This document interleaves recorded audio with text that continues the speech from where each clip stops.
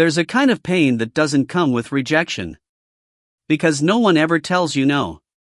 They just stop listening. Stop replying. Stop noticing. You're in the room. But somehow not in the room. And the question that follows you everywhere is brutal. Why do people ignore me like I don't matter? Today, we're uncovering the 6 subconscious things you do that make others ignore you. Not because you're unlikable. Not because you're boring. But because your mind is quietly sending signals you were never taught to notice. These behaviors aren't obvious. They're subtle. Automatic. And once you see them, you can't unsee them. Number 1. You shrink before anyone asks you to. You speak softly. You soften your opinions. You cut your own sentences short. Not because you lack intelligence, but because you're afraid of taking up too much space. Subconsciously, you're telling people, "Don't worry about me. I'm not important." And people believe what you repeatedly show them. You don't get ignored because you're unworthy. You get ignored because you trained others to treat you as optional. Number 2. You apologize for your presence. Sorry, just one thing. Sorry if this sounds dumb. Sorry to bother you. These aren't polite habits. They're fear responses. You learned that speaking came with consequences. So now you cushion every word with guilt.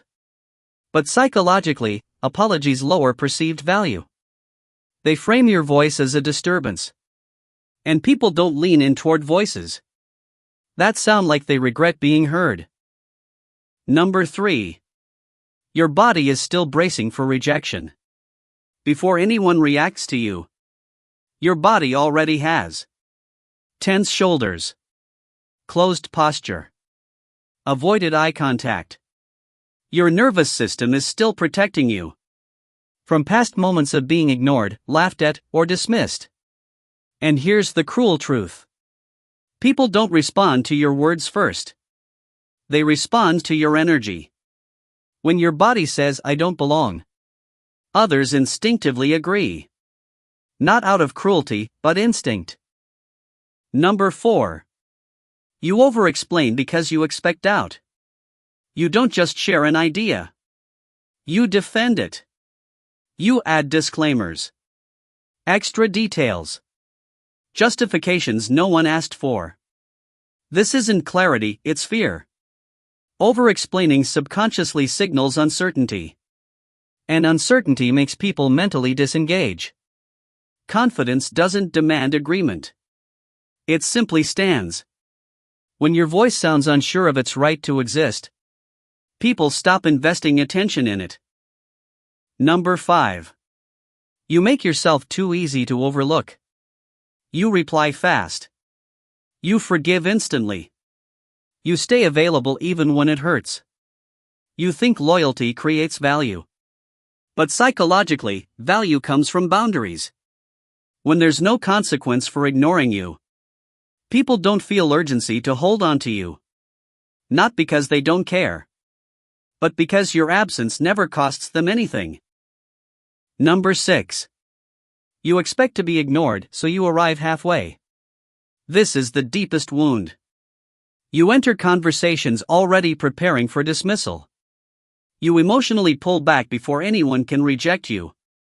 Your voice lowers. Your presence fades. Your energy retreats. The mind calls this realism. The nervous system calls it survival. But people respond to what's present, not what's hiding. And when you arrive halfway, you get met halfway, or not at all. You were not born invisible. You learned invisibility. When being seen felt dangerous, you learned to disappear. To avoid disappointment. But survival patterns don't expire on their own. And now, the very habits that once protected you are the ones pushing people away. Awareness is the turning point. You don't need to be louder. You don't need to impress.